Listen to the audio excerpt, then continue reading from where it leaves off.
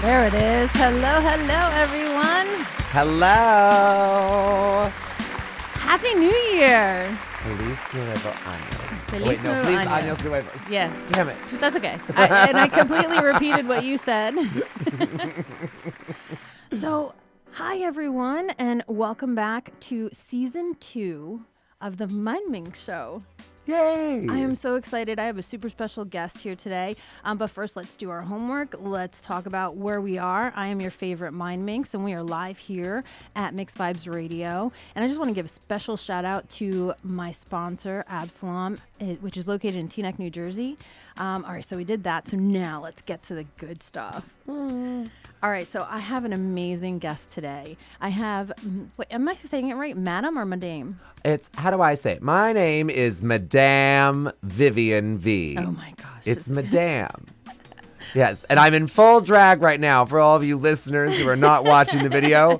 Full drag. I got up at the crack of dawn to cinch, pad, tuck, all of it, just so I could sit in this studio and speak to you. Oh, wait, so really, is it like that long of when I do my makeup, I know it takes me like a good hour and a half.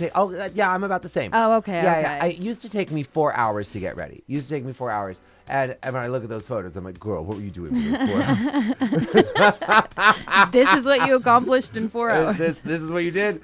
It's time management, sis. Now I can do my makeup in like an hour and 15 minutes. And getting dressed, I can do in about 45. I always think it's going to take me 20, but it's 45. and I have to have the clothes picked out beforehand. Oh, sure. Like, oh, Jesus. Could you imagine? I can. I've been there. I've literally started getting dressed at like noon and didn't leave the house until 8. Wow. I've shown up. I'm not going to make myself sound so unprofessional. I have shown up not so punctual to so many places in my early days. Now she's very punctual. Aw. Well, I want to talk about how it is that I met you. So I have this really great friend. Her name is Leanna. She is a contributing writer to Broadway World.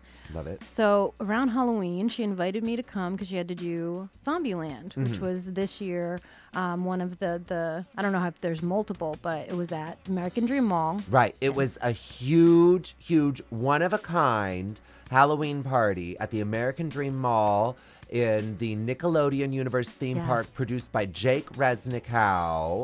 And it had Aquaria, Evie Oddly, and myself. Oh my gosh. So I just want to paint the picture for everybody. So again, I got to be basically with the press that day, right? Yes. So we got in a little bit earlier before any of the crowds came in, and I got to get footage with all of the drag queens and all of the participating people who were zombies. And there's these like huge escalators that go from the top and you go down into the theme park. Yes. And this larger than life, beautiful thing was waiting at the bottom of the escalator to greet everyone. Yeah. And I'm like, see, I'm not that super expressive. Like, I was like if my mouth couldn't get any wider because you were gorgeous. Thank you. Oh my gosh. I decided on that look. What I was, to paint a picture for everybody, I was a hot neon pink, Lisa Frankenstein pop art zombie with a Barbie bod and big neon yellow beach Barbie hair. And I was missing an eye. And Jesus, I mean, I did. I looked stunning. I thought of that. I was like, what? Because it was in Nickelodeon Universe and it was Zombieland. And I used to go really gruesome. But I also knew I wanted to be comfortable because there's going to be a lot of performance opportunity, you know? And so I had this little Lisa Frankenstein leotard pink fishnet number. And then I stained my skin pink and we let that be that. I love being a zombie. What's so fun about being a zombie is you can dance as hard as you want and you can sweat as much as you want, and all it does is it makes the look It enhances better. it. Yeah. Oh, it's the best. That was a fun night. That was a super fun night. A complete novelty experience. My first experience like that. Oh, yeah. Getting to, like, you dance, and then you get on a roller coaster. I saw that. You had video. Oh, my God. Did you see that? Were you on one of the rides when they broke down? I was on the swing, and the swing broke down, and I was stuck in the swing. All right, so I feel like I'm a little too old to do the rides. I was scared to go on the rides, so I didn't. But in my back of my mind, I was like, they're serving alcohol. What if somebody throws up while they're on? Oh, my God. I didn't even think of that. It would have just enhanced my look, I guess. Yeah. Just the thought of the smell. Oh God. Yeah, no, it was very special. It was very special. The acoustics were interesting. Very special. Yeah. That was a really fun night. And so I remember, and I told you this before we went on air, that how I found out who you were, because I took a picture with you. I have like the biggest cheese smile in that picture because I was so infatuated with you. I thought you were gorgeous. And so I figured out that a friend of mine was a part of the Zombies. And I said to him, I was like, who's this? And he's the one that tagged me on your page so that I could send you a message. So well, thanks for reaching out. Oh, thanks for answering. Very grateful to be here. Yes. Episode 1 of season 2. Yes. Congratulations on making it to season 2. I know. That means that the first one wasn't an accident. Well, I guess not. No, I can't. It's a real thing. You're doing the thing. I'm doing the thing. It's amazing. It's so nice when you see people pursuing their dreams. And maybe that's why we connected. Oh, maybe. Maybe. Oh. Well, so I got to ask you, well, first of all, I got the date in, and you were going away to Mexico. Yes. And which you had a beautiful time. You had such beautiful. God. By the way, making your promo was one of the easiest because I had so many pictures to choose from. Yeah, it's so funny. I used to not even capture my looks. Why? Honestly, I think that I really just didn't think very highly of my art or myself for the longest time. And then, I've been doing drag for 9 years. And I only really feel like I started to take it seriously during the pandemic. Like, something happened. I have a degree in accounting, right? And the pandemic happens, and within a day, you lose all of your gigs. Everybody's world was turned upside down. And I just thought, well, I mean, I can refresh the accounting degree, and we can do that in the meantime. But I did. I took courses, and I reactivated that part of my brain, and it didn't thrill me. So then I started doing this thing so I have a residency at this club in the East Village called Joy Face. It's a little disco den. Okay. I'm there every Wednesday night for the Glitter Disco Inferno. It's free, it's fun, it's fabulous. Ooh, come by. Okay. Yes. Take a picture on our waterbed. Ooh. Yes, it's sexy. Now, I was doing some shows at them before, and they're very small, close-knit staff, and they decided they were going to do a delivery service, and I thought, well, I need something to do, so I decided to be their delivery person. So I was riding my bike around the city and delivering these craft cocktails. Now, simultaneously, I was doing a digital show for House of Yes, the other club that I have a residency at. I'm the resident drag queen at the House of Yes. I've been with them since 2016. Wow. It's where I produced my show, The Clusterfuck Cabaret. Which we're going to talk more about later. Yes, please. And so sometimes I would have to be in full drag while doing these cocktail deliveries. And people lived. They lived for it. Not just the people I was delivering the cocktails to, but seeing this 7-foot everything drag creature running around on a scooter or a bicycle, around the city during that time when the streets are empty, it was magic for people. Sure. So Brian, one of the owners of Joyface, he said, well, we need to start a business where we deliver drag shows and cocktails. So we started drag and drinks deliveries. And it was successful. We had a killer commercial. And it was like watching the scene from Dumb and Dumber. Brian is this tiny, like 5'5" something. Man, I'm 7 foot, and so we're on a moped. And we'd be going on the moped. He's like gloved up, masked up, everything. He's a hypochondriac. And I'm in full glamour. He has the speaker between his legs. We got lights attached to the back. We can only go 25 miles an hour because I'm very heavy. And so we get on the freeway to cross the bridge or something like that. We're doing this. People are just zooming by, just staring, honking, smiling, laughing, all that. I was booked for birthdays. Really? Those are my only clients for birthdays. And I always ask people the same 2 questions on their birthdays. I ask, what is your intention for the next year? Mm-hmm. And what is something you're proud of about last year? And we did these deliveries everywhere to all sorts of people. We were doing them on stoops, rooftops, at the Met, at monuments outside. And every single person, every single stop, except one. When I asked them what their intention was for the next year, it was to survive. And I took issue with that. And I basically just started, because I was hooked into self-help at the time, I think, like everybody else was. Mm-hmm. So I was repeating the information that I was taking in, and it made me believe it, is that, the only thing that we have control of is our outlook. That's the only thing that we have control of in this life. And when you're talking to these people and they say they want to survive, it's like, honey, you're already surviving. Mm-hmm. This is surviving. Don't you want to thrive? Like, put that in your pipe and smoke it. Mm-hmm. Like it.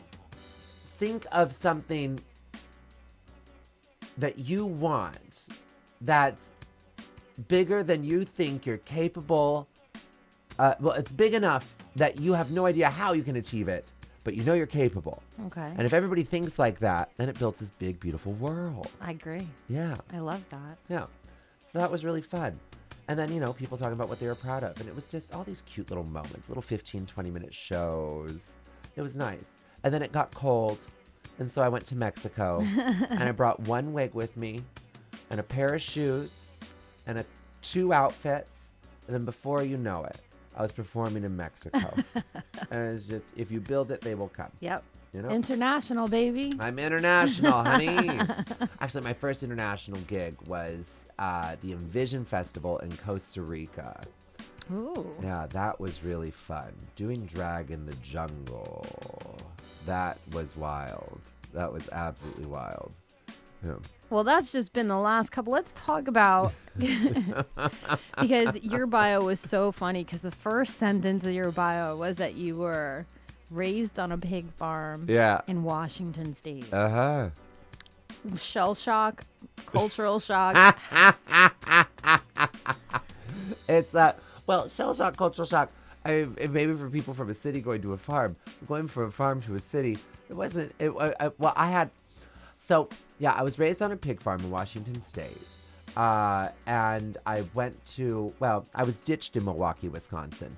But I ended up going to school out there. Okay. And Milwaukee, Wisconsin was a fantastic stepping stone before New York, because it's a small town, big city. And it's a big city, small town. I don't know how. No, I think you said it right the first time. Yeah, all right, thanks. New York was always the end goal. Ever since I was like very, very, very little. I saw Oliver and Company, the Disney movie, one that Billy Joel did all the music for. And there's this fabulous poodle named Georgette that was voiced by Bette Midler. And she sings about how perfect isn't easy, but it's her. And I just really resonated with that. Aw. But I was just like, New York, that's where you have to be. Also, at the time, I thought you could become a cartoon. So I was like, I'm going to become a cartoon and I'm going to live in New York City. Oh, so then what did you think about Roger Rabbit? Oh, I thought that was reality. I thought that was reality. I was ready for it. Yeah. I think I really resonated with Jessica. Oh, I think everybody. I think I look good as a redhead. I had my redhead period, I tell you what. But now as a blonde, I have much more ambition. So it was super intriguing to me that you had made a post recently. Yeah. That it was just been 10 years that you came out. Yes. Yeah. Only a decade ago did I come out of the closet. Like, not, okay, all right, just for, so you understand where I'm coming from, like, your personality is so big that, like, God bless you that in 10 years, I mean, you said you've always been how you are before coming out, but I've always been larger than life, effeminate, loose at the wrists, light in the loafers, all the things. But, and you know, it's denial is a powerful thing. Like I said, all we have is control of is our outlook. And you can convince yourself of anything. Oh my God, you're right. Right? 100%. And I wasn't raised in an environment that was completely supportive of queerness. Okay. And that kind of expression. It tried. My household made attempts at being okay with things. But, you know, I feel like a lot of like parents and people in my generations, like their parents, I feel like there's a lot of trauma for that generation and not a lot of focus on how to heal it. Mm-hmm. Like there was a lot of self-care in the 60s and the 70s. Mm-hmm. And then in the 80s and the 90s, I didn't hear so much about it. No. I was like, buck up, buttercup. Exactly. Buck up. Exactly. That's definitely me. So it's just they thought differently, and they still do. But I eventually, after Milwaukee, because when I was in Milwaukee was a pit stop. I knew I wasn't going to stay in Milwaukee. Okay. And I told myself, we are going to do everything that we can to set ourselves up for success in New York. Okay. And that means we're not going to pursue any kind of relationship, right? Though I was still trying to convince myself I was straight, I like completely celibacized, neutered. What's the word?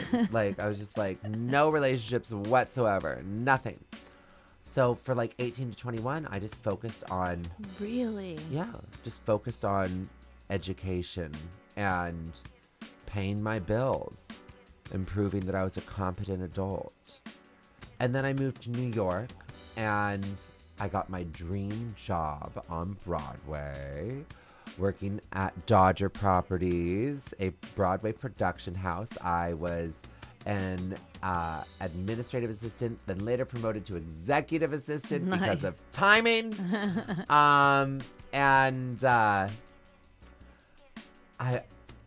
Everyone in the office already thought I was gay. Of course, of course. So, and it was just, there was this, well, I saw Hugh Jackman's one-man show on Broadway. I waited very early in the morning, got my ticket, and I saw him on December 23rd, 2011. And talk about larger than life. Like, that man has charisma to fill 5 theaters. Wow. It's just incredible. You're watching this person and he's sexy. Mm-hmm. Jesus. 10 years ago, too. Even sexier. Not that I'm an ageist. Daddy's welcome. You heard it here. But there was something about his performance that was just so much honesty in his love of sharing himself. It almost sounds like he was he was such a complete honest narcissist. As long as you know. As long as you know. No, there was just so much honesty. There was so much honesty in his energy. And I just thought to myself on my 2.5-hour ride home back to my apartment in New Jersey at the time, I was like, well, how do I have that? And I'm like, well, honesty, Scotty. Like, where? Wait, did you just share something? What did I? Oh, my name's Scotty? Yeah. Yes, my name is Scott Thompson Boone Pickens Dennis. Wow, Yeah. that's a mouthful. I know. Big names are a thing in my life.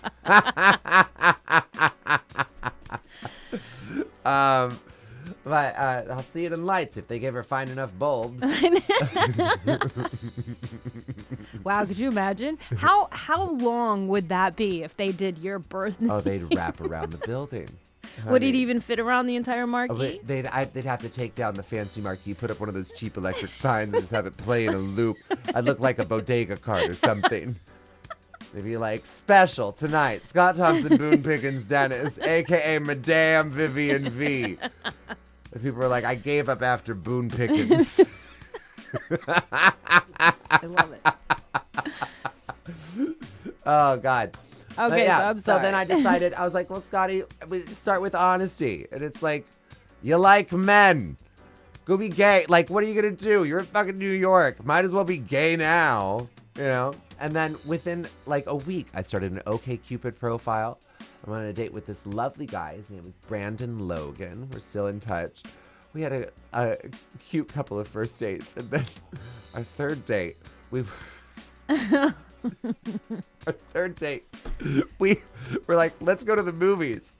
And I guess, you could do movies a good third date. It's fine. Maybe you'll get a blowjob. And I thought hand job. Damn blowjob. We go all in the gay community. You should see what I was doing last night. Or this morning. I don't know. Where are we? Now, we go to the movie theater, and there's like 2 movies that we can watch at the time. There is what is called like... it's like a dark comedy horror movie about like The Last Cabin or okay. I think I know like all these different horror movie scenarios happen at this cabin, and it's like a alternate reality, right? Could have watched that, or we could watch a documentary called Bully, which is about weird queer children being severely bullied, and it's like, let's watch that. Wow. We never spoke again. We never.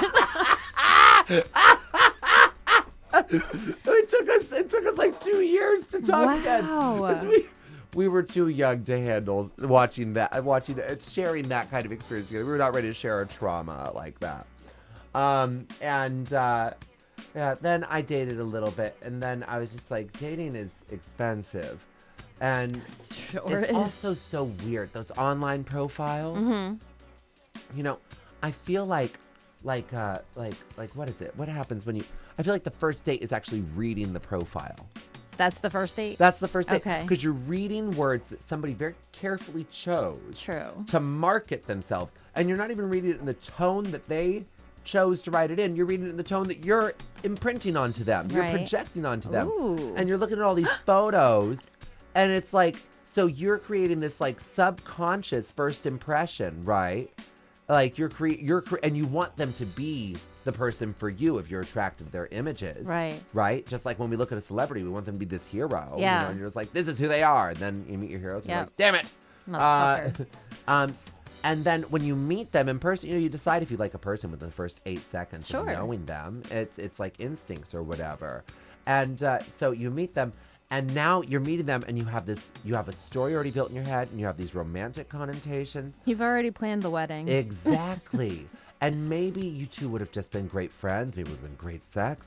Maybe you are meant to be something. But you were so afraid of taking the chance on it that you missed out on the real human part of it.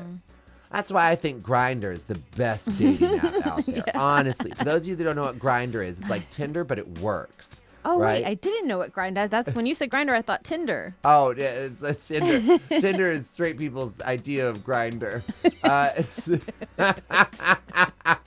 But Grindr in New York, it'll be like, oh, there's a person -8 inches in me.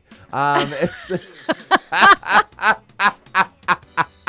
Well, it's if there was ever a visual. if there's ever a visual. What's so nice about that one is, you're meeting people and you're pretty sure you're going to have sex, or some kind of hookup, and then you meet them and you vibe like that. That's some real carnal, vulnerable energy that you're sharing.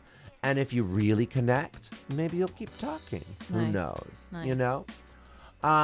And I've known many successful relationships to come out of Grindr. Really? Yeah, a lot. Except the creator of Grindr. He met his fiancée in person. I introduced her. Oh, did you? I Are like you to lying? think so. Okay. Are you lying? I'm not lying. I'm not lying. Well, I Are was you there the night that exaggerating the I'm saturating the extensible truth. proof? Yeah, absolutely. I mean, that's what I do. Larger than life, You honey. are super lucky. Life is a performance. Yes. Well, all right. So let's not skip it. All right. Yeah.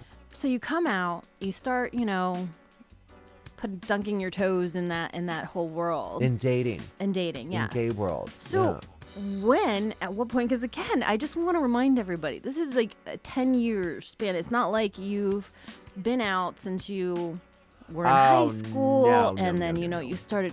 So when did you start cross-dressing? Start cross-dressing. I love when it's called cross-dressing. What is it? What's the isn't that the I don't know what politically correct term to say? No, it's not. It's not. I think some people would be offended at cross-dressing. Oh, really? I don't know. My I apologies. No, you can say cross-dressing because I think cross-dressing is funny. It's a funny word. You're like, I'm a drag queen. I'm like, yeah, okay. You're cross-dressing.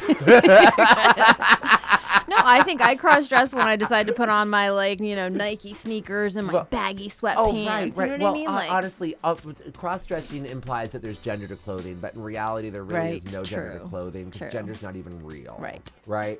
We're all just stardust. We're all just energy. That's how I identify. I don't even have pronouns anymore. I'm gonna ask. Oh yeah, you can ask. Because I've said she when I see you in drag, Yeah. and I have a picture of you up and Yeah. I say she when I see you dressed yeah, like people this. say I she. say he, Yeah, and then I was like they, because before he was like, what is their pronoun? I was like they. They is always a good one. I try to go with they for most people when I first meet them. But like my pronouns, I don't care. There was a time in my life when I cared. Yeah. There was and I feel like when I cared, I was grasping for power in this world, right? I was trying to get my experience as a human being validated. Okay. And now by other people. Now I validate my own experience. Yep. Well, at least it didn't take you 46 years. Oh yeah. Wait, what do you mean? Oh. Like it took me literally like 45 years to not worry about what anybody else thinks. It's how I feel about it. Oh yeah. But it's something you have to work on every day. Gosh. It's something you have to work on every day. But thank God you figured it out, right? Mm-hmm. Because it'd be better to have at least one day of absolute joy in your life because you know that you get to control how you see your life, than to have a lifetime of stress and worry about what other people think of you. Let me tell you, I lived that for a very long time. And I remember, I think the first time I realized that I don't care, one of my coworkers, I went to work a little bit, my hair, like I had my curls like done up and they were like out here. Yeah. And my coworker tried making a comment like, was that on purpose? And I was like, or I think he tried to say, it looks good or something to that effect. And my response, just a little bit. I was like, I already liked it, which is why I stepped out the door like this. So you having a comment is not necessary. Damn straight. Because we do it for ourselves. Yeah. I'm like, if I left my house looking like this, that means I liked it. And that's all that matters. I've humbling experiences, walks of shame after a night of drag. I tell you, I've left the Ace Hotel wearing nothing but a robe. No socks, no shoes, no underwear. My lashes in my hand, makeup smeared all over my face. To walk into Wait, I want to ask. It's when people why see were all the this, lashes important to bring? Because they were my favorite lashes. Like, who cares? I had no socks on. Those lashes were coming home. These lashes are coming home with me. Love it. I love it. I'll walk on the New York City streets barefoot, but these eyelashes. And are I wasn't naked. I had an Ace hotel robe. You've seen those robes? They're nice robes. Didn't pay for that one. Right? Somebody did, but it wasn't. Oh yeah. So, well, anyway. So yeah. So it takes me forever to get to a point. No, I it's don't know, okay. what were we talking about? Coming out of the closet? Yeah, Oh, no. that's right. Coming out of the closet. Dressing as a... Came out of the closet. Started dabbling in the gay dating scene. You're 21, a brunette. You have no idea what the hell's going on in this world. Then a friend of mine, Janira Martinez, she sent me a message about a drag festival that was happening literally a block from my house. It was Really? called Bushwig. Okay. And she was like, "You better work, WERK." And I was like, do you know what? I'm going to try and get into this drag festival thing. So I messaged them. They finally got back to me a few days before the festival. And they were like, "We love your idea for a performance. You can go at 4:15 in the afternoon on the outdoor stage." And I'm like, what a debut. And to get to the stage, it was at a place that's now called, I forget what it's called now, but then it was called Secret Project Robot. Okay. Right? And it was a little art collective space in Bushwick. And I ended up to get to the stage, you had to walk across a field of gravel, which, imagine a drag festival with drag queens in high heels. Wait, not just high heels, like platforms. So it's a high heel plus there's like a foot platform. And walking through gravel. And then you're 7 feet tall. Well, I wasn't. I wore 2-inch kitten heels Aw. that I bought that morning from Payless. They were size 11. I'm a size 15. They were my God. slingbacks. And I'm like, these are $30. I don't have any money. I was like, I'm not going to keep these shoes. So I put some red duct tape on the bottom of them. And I was like, everyone will think they're Louboutins. Because Louboutin makes a 2-inch slingback sequin kitten heel. Sure. And I went onto that stage. And I performed, my first performance was a recreation of Shakespeare Sisters' music video, Stay. Wow. I remember that song. Yeah. It's, if you ever had emotions in your adolescence, you remember this song. And my wig came off. We got a friend 5 minutes before we had to go on stage to take off his clothes and be our dead body. Watch the music video. It's crazy. It was magical. It was the first Bushwick is still a festival, and it's a wonderful thing. But this particular day, I'd never seen anything like this before. There were people of all ages. If you were in drag, you got into the festival for free. Okay. So people in the Bushwick, which was not the Bushwick that we know now, this was the Bushwick 10 years ago, were showing up with their families in drag. Like their kids, you were seeing little girls that had like stubble. Wow. Their parents like glued like tea leaves, because tea leaves makes great stubble. Okay. Like use chapstick and tea leaves, and then you have that, and then you have these little boys in dresses, and then you have all these Brooklyn drag queens, which Brooklyn drag then different than Brooklyn drag now, different than Manhattan, different than all drag. It was more of a callback to like the San Francisco gender fuck and the punk scene that was going on in Atlanta, like back in the 80s. Wow. Right. And it was, it's just all sorts of crazy creatures, and nobody had any money. So everybody was just creative. Nice. Everybody was just creative. And it was a full day of seeing all of this. And this is where a bunch of girls came from. This is where we came from the Bushwick. It was Aja came from there, Scarlet Envy, Mini Cupcakes, Element Pay, Mary Cherry, Horachata, Untitled. Horachata. Horachata. Yeah. It's so many people came from there, and I was in this drag, and I was living a block away in this gorgeous loft with these gorgeous people, 2 couples, some nudist farmers, urban farmers, and a gallery owner that was a punk rock girl and a punk rock boy who was music obsessed and worked at a carpentry dispatch. And Mike, Nissa, Bree, and Kevin, they were just the nicest people. Anyway, we were always in the loft together, but I finally got to be in the apartment alone, and I was in full drag, and I looked at myself in the mirror. Okay. And it was a moment. It was a moment. I was hit with this flurry of emotions. I was exhilarated. I was disgusted. I Wow. was gorgeous. I know it's not an emotion, but it is now. I was ashamed. Oh, wow. I was everything. And I knew that I found something. I knew I found something. And when I look back at my life, I listen to the universe. I believe in listening to the universe. I do And too. drag has called me throughout my entire life. Throughout my entire life. I remember watching Tu Wong Fu, Thanks for Everything, Julie Newmar, Love with my that. mother and my older brother. And the opening scene, you have these three gorgeous men: Patrick Swayze, Wesley Snipes, John Leguizamo, getting dressed to TLCs. And where is the body? And they're putting on their tights, and this whole moment. And I remember just watching that film, just like sitting there on the floor watching it. My brother turns to me and he says, "Don't get any ideas." Ooh, so And I'm like, right off the I bat. didn't have any ideas Yeah. until you fucking said something. And the moment you tell me not to do something, I'm probably can do it. And So outdo maybe it. that's why. What if my whole career is just to It's your spite brother's my fault. older brother? Your brother's This fault. bastard.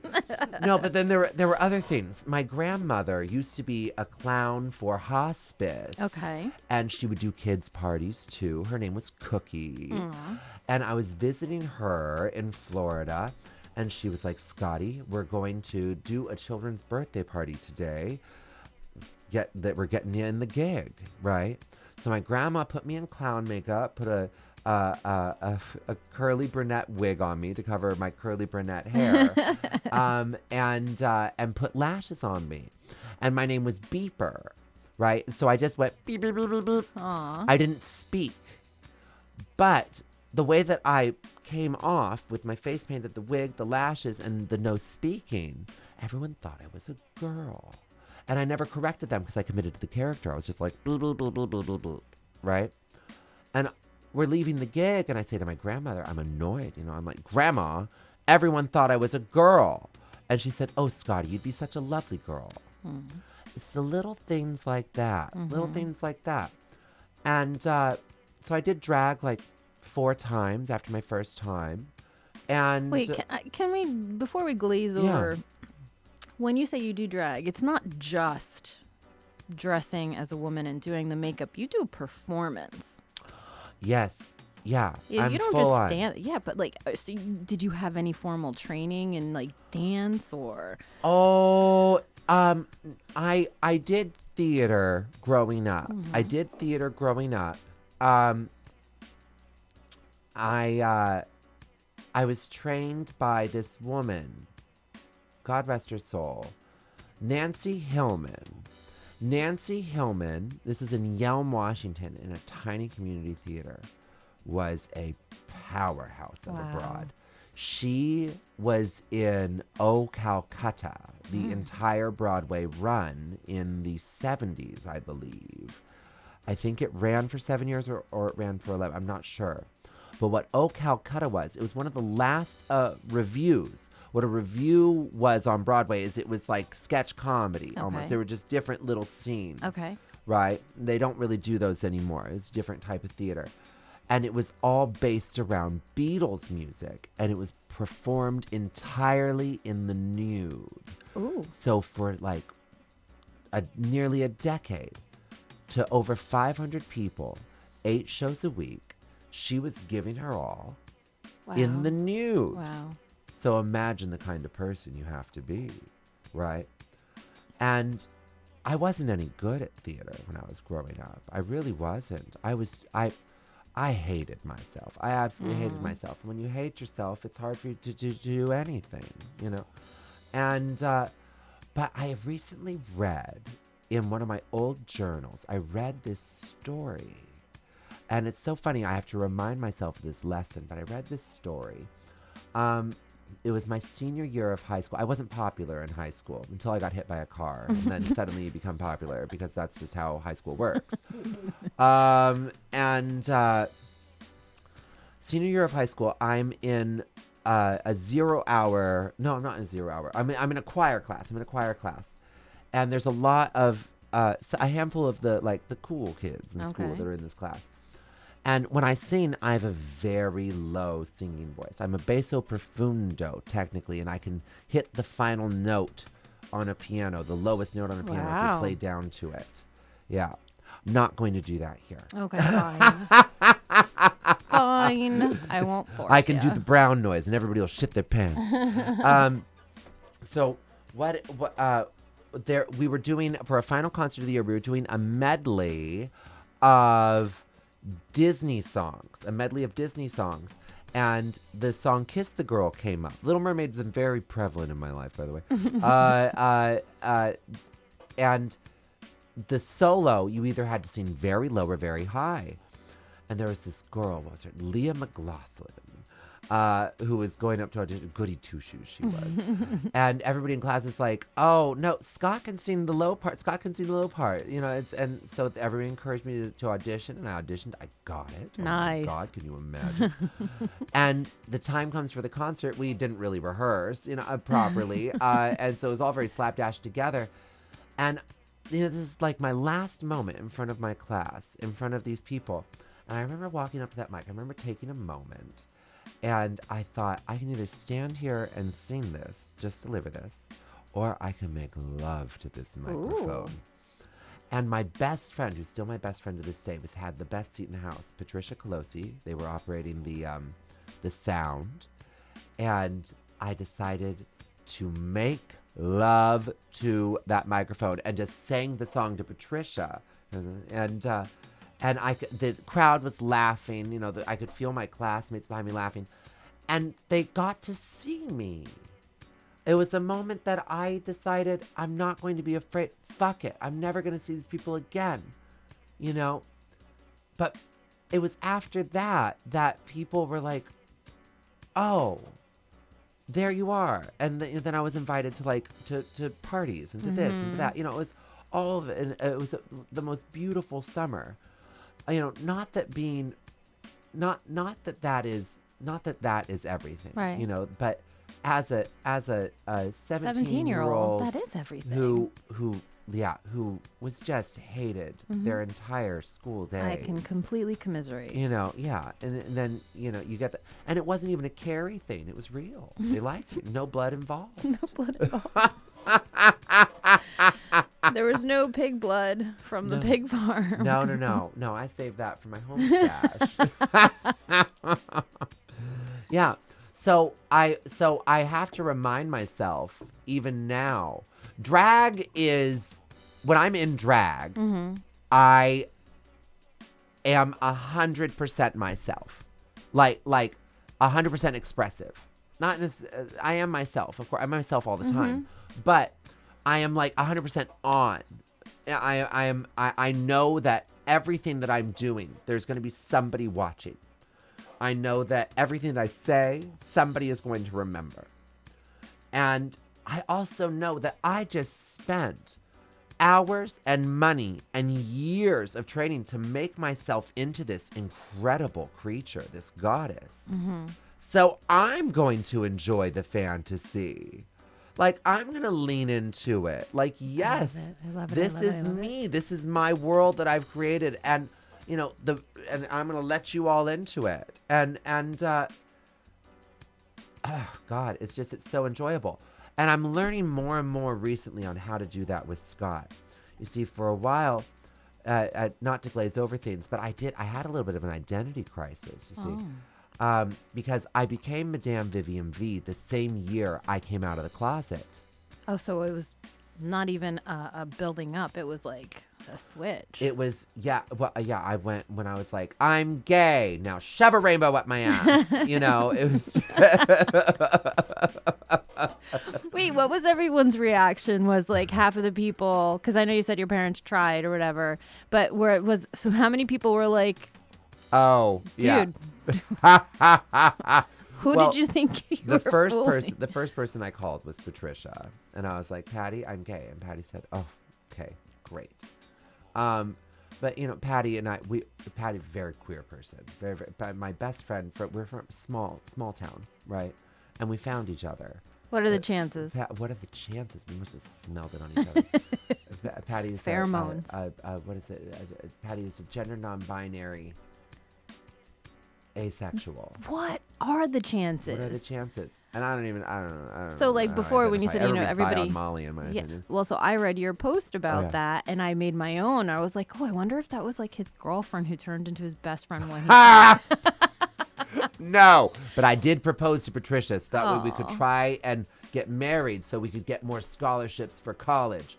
I even offered a dowry of a goat, a dozen chickens, and 2 ducks, and No 800 pigs? pesos. And I paid said her all of these things at a park outside of Seattle, Washington, because we got into a text conversation, right? And Patty said that she would marry me if I paid this dowry to her then partner, who's still her partner, Leo, who is also a childhood friend. And so we went up to Seattle. My whole family. My father wore his dirtiest overalls and brought the shotgun. And we unloaded the animals. I gave the 800 pesos, pulled out my flip phone, and showed her the message. I love that you said flip phone. Yeah, it's a flip phone. I was like, and I said, Patricia, we wrote this in a text message, and I got a B in business law, so I know that this is technically a legal document. So if you don't legally agree binding. to marry me, I will sue you. And they didn't, but we sold the goat. We sold the goat to a family in the park. Something always good always comes out of it. You never know what the journey is going to my lead gosh. to, but it's about the journey. I love it. So yeah, no, Patty. I mean, everybody knew, right? But it was me. It was getting past the Christian upbringing, getting past the oh Jesus, thank God for PrEP and the science that has come forward to protect and prevent people from catching HIV. But like in my household, it was basically, if you were queer, you were spoken about as if you were diseased. And, God says we should love all people. But what unfortunate souls. And that's not acceptance. That's not acceptance.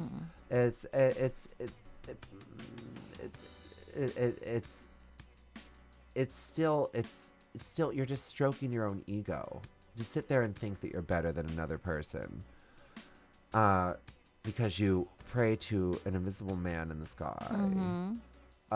That, by the way, could probably be realized as astrology. Just saying. What is it? Our whole concept of God and the Virgin Mary and even Jesus, it's all astrological. Oh, I don't know what it is. I see common themes with religions, but I just stopped paying attention to those things because it's like, oh, this has nothing to do with me. Like, I'm here for something else. Yeah, that's a societal thing. I don't like societal things. I'm here for the human things. I'm here for the experience. Because I could die at any moment. I've almost died so many times, and so like, I just would rather live. That's all we can do. Yeah, live and not worry about any of that bullshit. And then it took some time, but I eventually came out to my family too. That was a wild experience, but I called my grandparents first. I was 22 by the time I came out to my family. Called my grandparents first. They did the thing that grandparents do. They put me on speakerphone, right? And they were visiting my homophobic uncle, who I'm pretty sure is gay. I hope you're listening, Scott. Gosh, his name another is Scott Scott. Too. There's a Scott in each one of our generations. Long name. And I said, Grandma, Grandpa, I'm gay. And they spoke at the same time, My grandma said, well, what does it matter anyway? And my grandpa said, well, Scotty, honestly, we're not that surprised. And then, See, I love those reactions. yeah, it's the best reactions to the best people in the world. Grandma and Grandpa Joe, best people in the world. And then I called my mother, who lives in England, and she said, well, I hope that you know I've always loved you. And my mother has. My mother has always loved me. There was one weird time that I've spoken to her about since. And she remembers the time. She apologized for the time. My older brother and I mean, I was probably like 11 or 12. And he's 13, 14, right? And we were watching like Saturday morning cartoons, right? And then Mom bursts into the room, starts preaching fire and brimstone for sodomites. I don't even know what a sodomite is. You know, and we're like, it's like Pokemon's on. Like, what? Like, both of us were just very confused. We're like, what is this? Like, this is very unlike her. And then, you know, she calmed down after like 15 minutes and sort of like left the room. She was looking at me mostly during that whole thing. And, you know, and I'm just like, oh, God, that was weird. Also thinking about it, like, why are you preaching about sodomy to like a 10 or 11 or 12-year-old? You know, why do people do that to queer kids? Why do people like why are you sexualizing queer children? It's so weird. It's weird. Anyway. But she remembered it. She apologized. She was battling her own demons. Sure. You know, my mother. Obviously, that's not something that just happens. Yeah. That's the Christian thing. She was getting over her Christian brainwashing too. Called my stepmother. My stepmother was my protector when I was growing up. Meredith. I love her. We butted heads after she had her own child. I think it's just a thing that happens. Yeah, I experienced a lot of trauma from her. But when I was very little and she came into my life, being 10 years younger than my father, I feel like she protected me. She was the one who was like, because like for breakfast every morning, my father would take me to the grocery store, right? And you know, you're like 4, 5, 6, whatever years old. What would I pick out for breakfast every morning? A cupcake. I was going to say Pop-Tart. Almost. I would pick out a cupcake, but not just because I wanted the cupcake.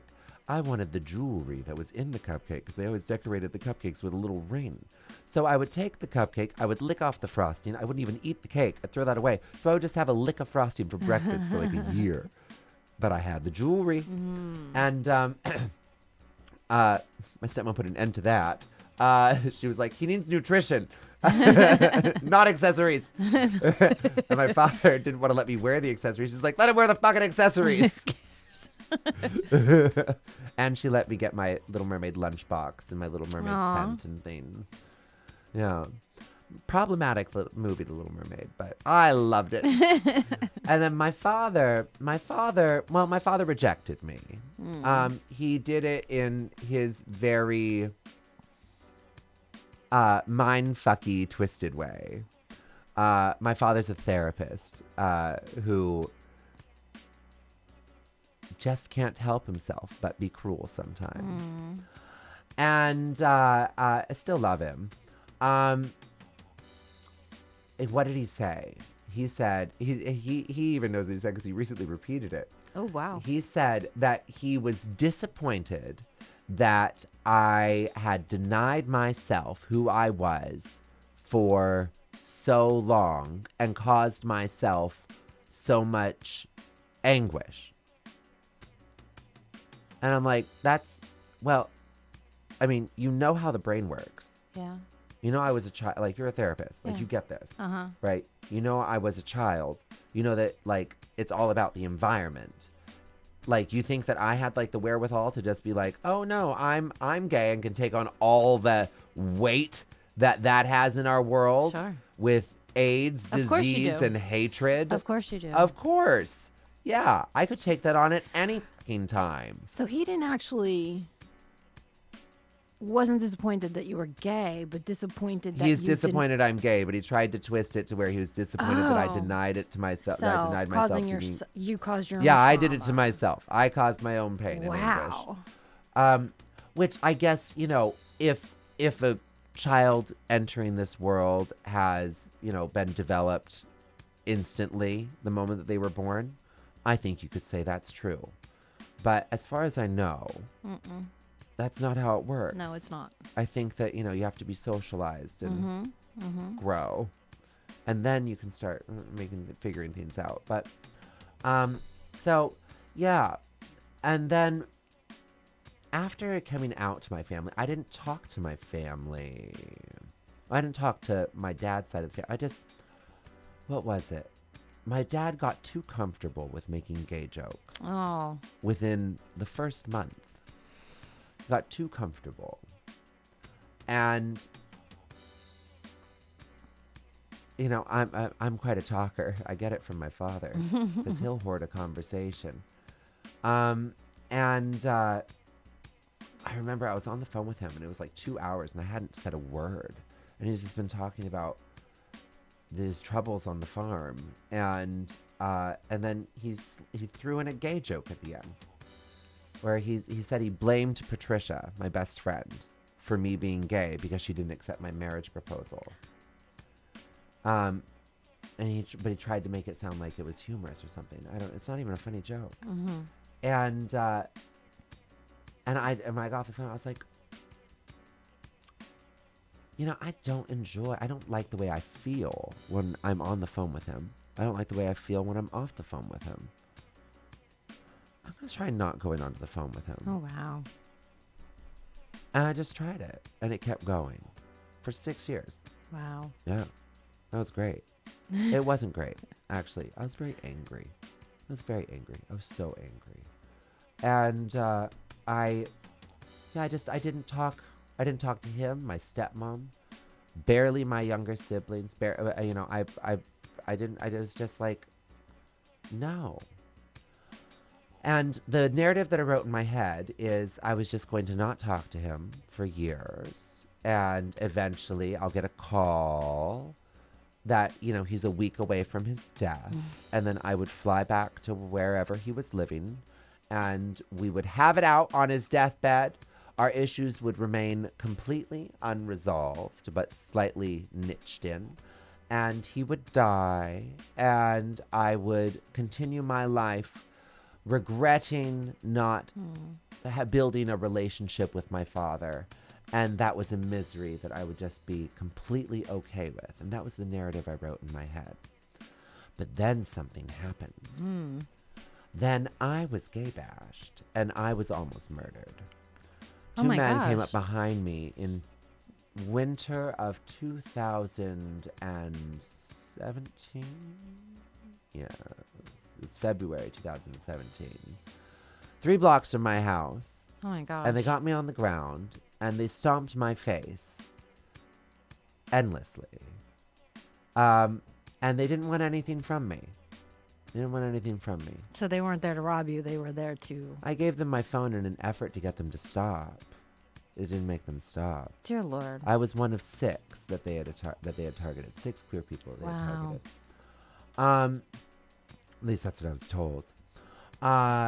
So I was saved by this very brave man who was an Uber driver and this artist named Sabisha Friedberg. You see, I was leaving my sister Sasha Velour's show after she had just been announced on Drag Race, and I was walking to a meeting at a venue. I think it was called the Vault at the time, because I was going to talk to them about starting a night there. Okay. It was like 11:15, somewhere in there, and I heard footsteps coming up behind me, running. And I even remember turning around and seeing 2 figures of men in athleisure running towards me. And I thought, how odd that these guys are jogging this late at night. Wow. Next thing I know, I'm on the ground. I tried to get away. I screamed. I was wearing a snap release shawl, and so I got away for a moment, and one of them pulled the snap release shawl, and he fell down, and that was comical. But then they only stopped because one of them said car, and it sounded like the way when you were a kid and you were playing in the street, and someone would say car, and you'd scatter. And I got up and I threw myself in front of the oncoming car, and I didn't get hit, thank God. And I'm panicked. I'm bleeding. I'm terrified. And I go to the driver and I said, "Please help me, please. My goodness. I've been attacked."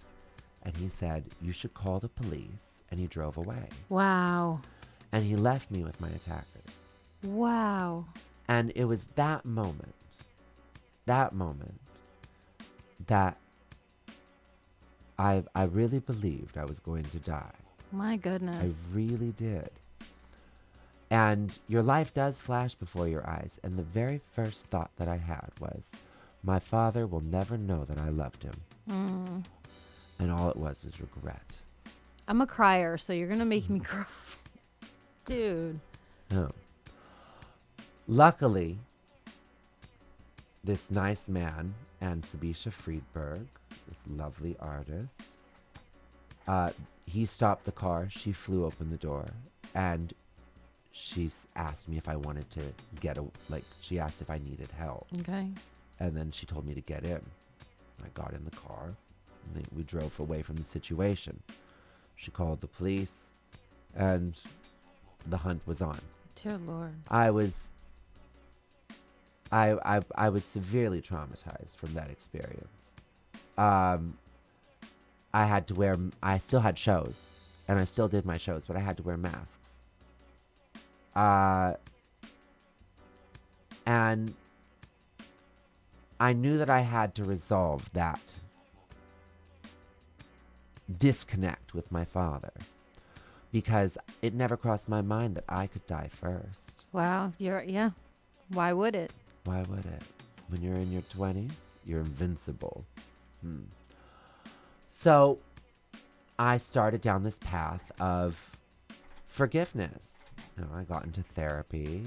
I didn't trust therapists because my father was a therapist.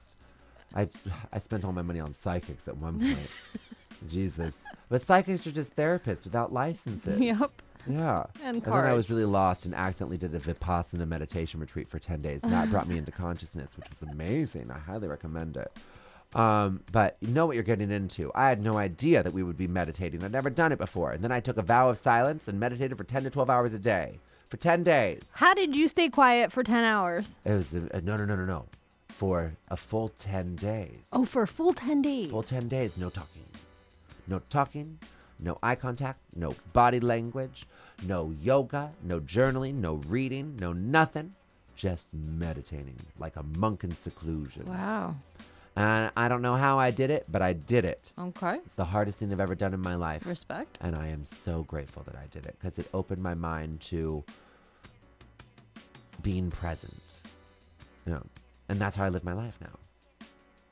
Not focused on the societal things, focused on the living, on the present. Well, I am super grateful, because after a traumatizing experience like that, I would have thrown the towel in, gone home. You know what I'm saying? Well, you never know what you're going to do until you're in that situation. Right. So don't sell yourself Okay. short. Okay. Don't sell yourself short.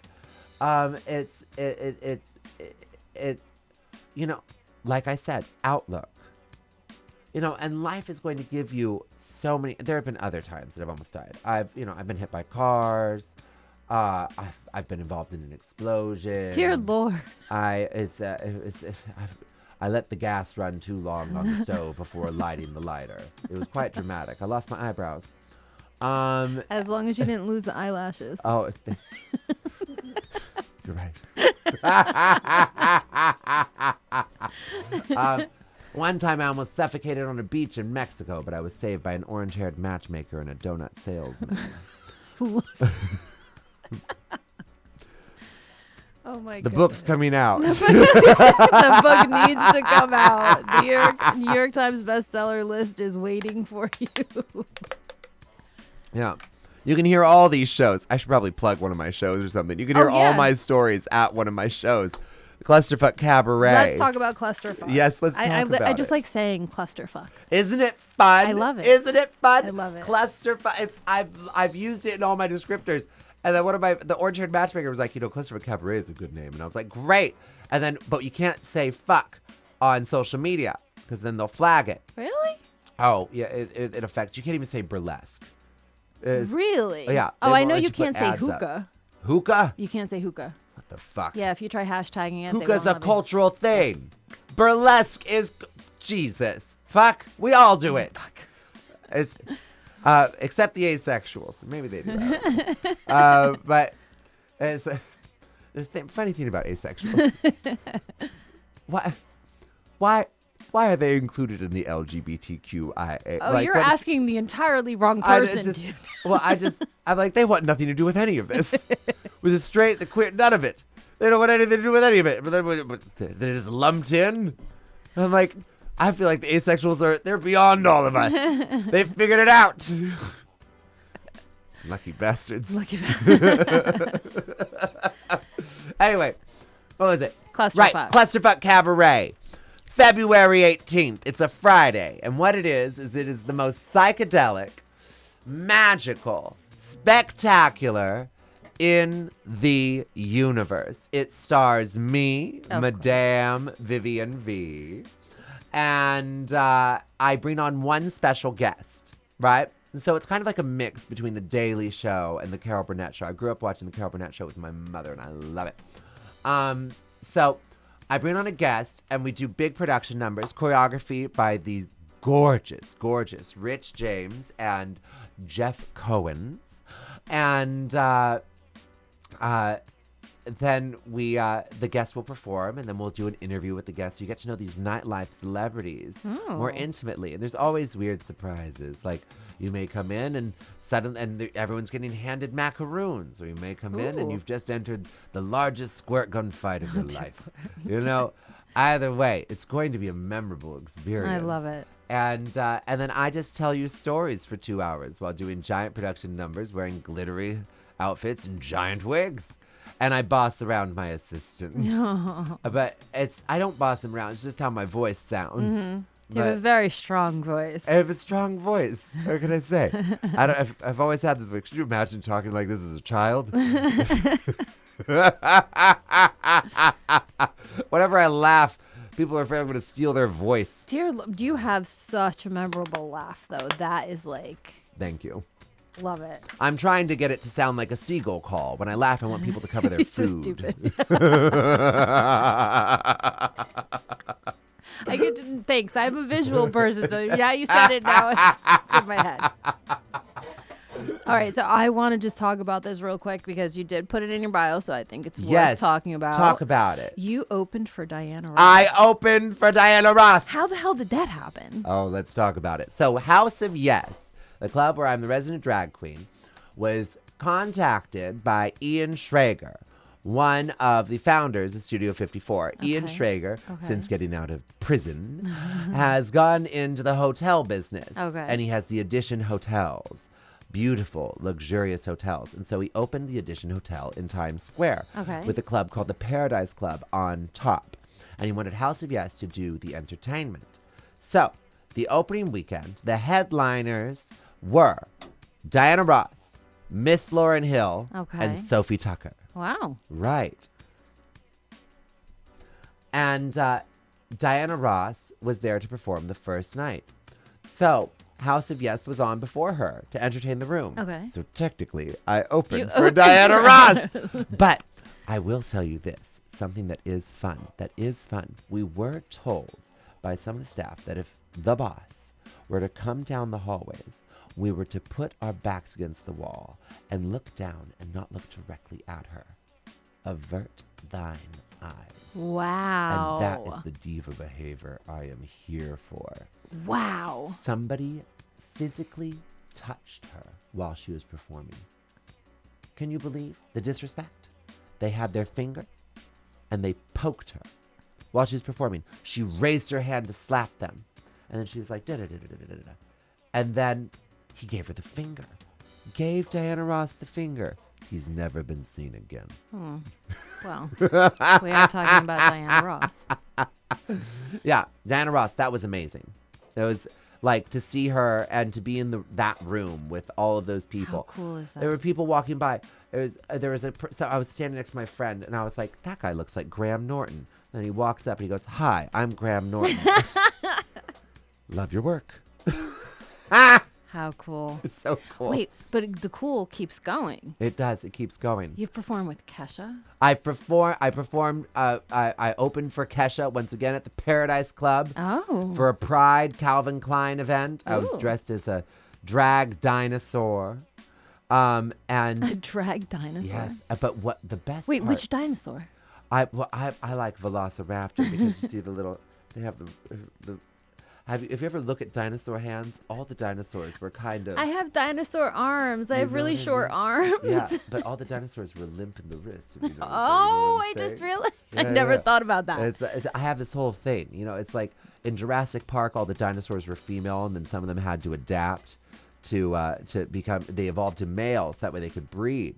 Life found a way. So I feel the same thing sort of happens in the gay community in New York. Like every homo in this city is a type A bottom. And some of us, like myself, have had to adapt to becoming a verse top just because somebody has to get fucked. Okay. All right. Now you know. Anyway.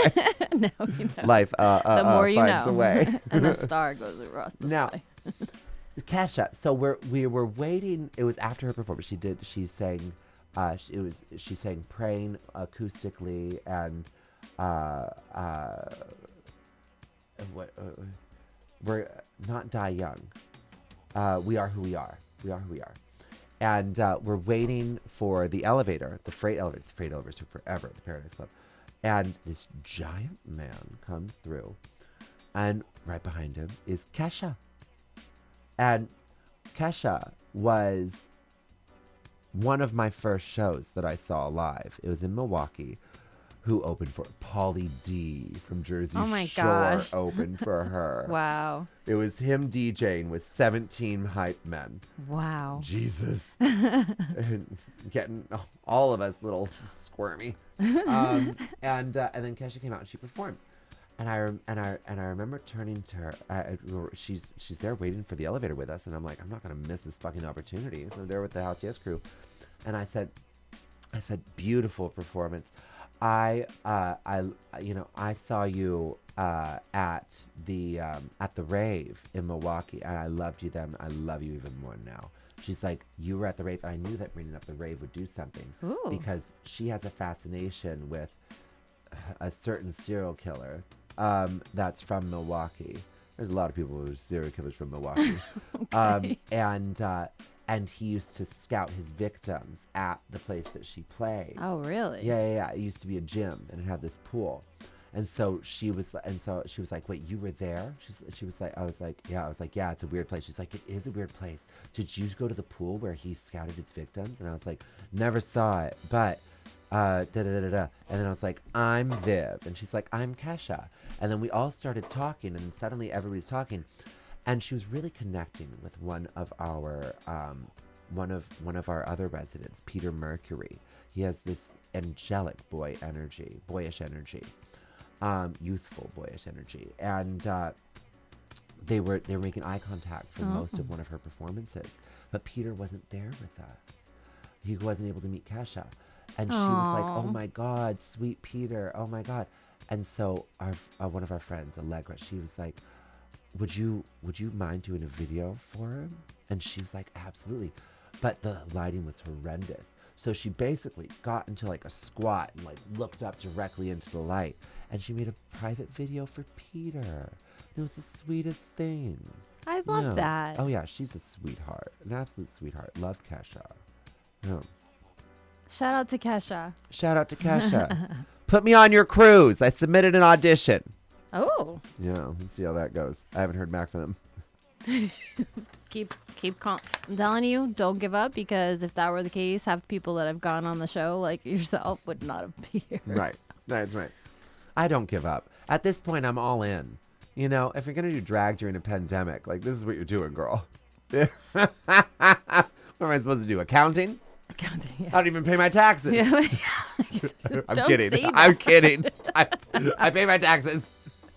It was just a joke. It was just a joke. Disclaimer, it was just a joke. All right. So also you do the fourth Friday at 3DB. Did I say that right? I do the fourth Friday at $3 Bill. Oh, $3 A party Bill. called Okay. Fruit Snacks. Yes. Oh my God. With mustache. Joey with the Joey mustache. with the- Oh my God. So the party is silly, sexy, juicy house music.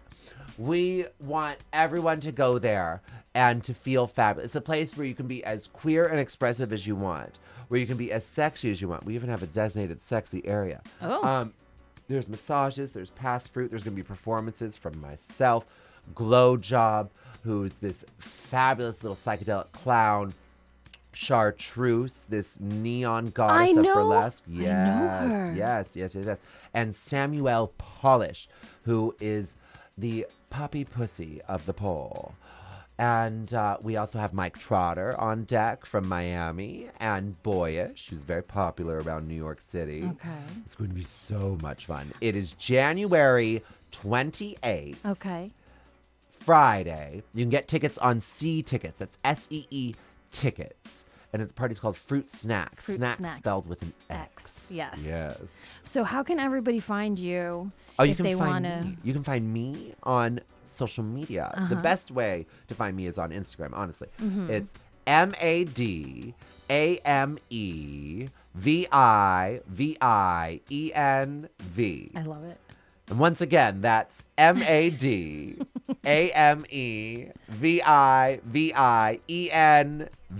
But not for nothing, the saying it is not hard. Like if I were to say my name, I would like get jumbled on my tongue. What is It's just Mindminx? MIND. No, I guess the X. MIN. MIN. MINDMINX. Yeah. It's the NX. Yeah. It doesn't. That part doesn't roll off the tongue. NX. You have to. The way. How could we say it to where it has more flourish? MID. No, see, Wait, you forgot the N. MIND. Wait, you have to create a rhythm to it. Right. Right. So, MIND, MINX. Ooh. Yeah. But then everyone's going to think there's a space between. And the that's where N and the everybody A. thinks it's Mindy. So MIND, Mindy. In excess. Mix X. But you know what? Screw it. People misspell Vivien all the time. I've been introduced to so many things. Madam X, Madam V. Madam V works actually. But it's what's the best thing that I've been introduced as? Someone introduced me as Celine Dion once. I was like, where'd that come from? Where'd that come from? Why are you gonna let their hopes down like that? Do you have TikTok? I do, but I'm building it up. But it's we're getting to using it. We're getting to using it more and more. It's Yours would be amazing transition videos. Oh, thank you. From Scotty to Madam V. Thank you. I should do some transition videos. Absolutely. Yeah, I love makeup. I taught myself makeup. I found a bunch of makeup under my sink when I first started drag. And so I would use that.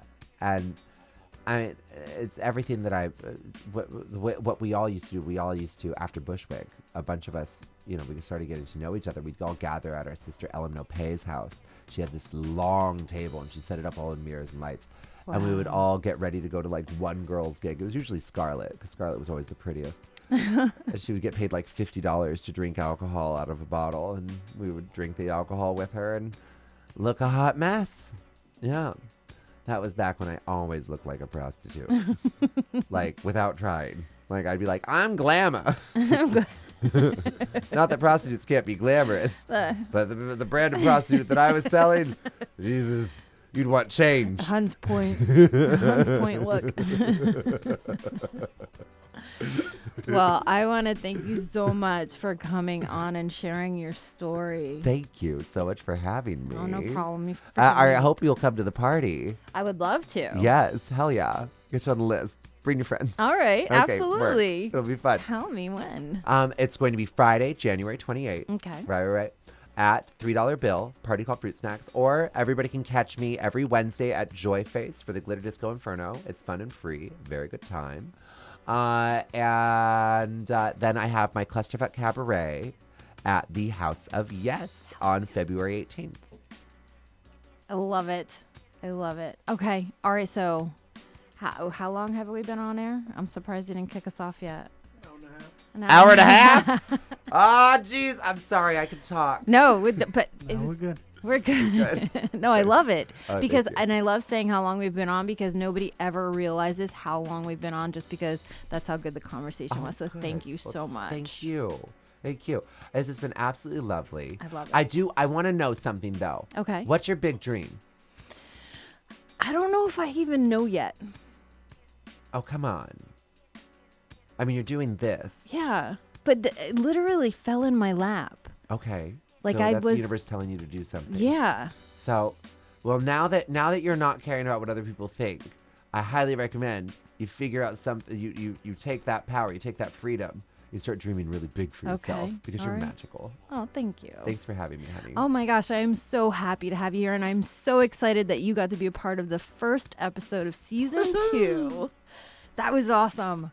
The only thing that you guys missed out on is how beautiful they are in drag. Full drag. Go to my Instagram. Yes. Many, many looks. I love it so much. Okay, so again, everybody, this was the Mindminx show. I'm your favorite Mindminx. We are here at Mix Vibes Radio. It's a brand new week, so go own it. And don't forget to mind your minx and join us next time. Thank you. Thank you. Bye.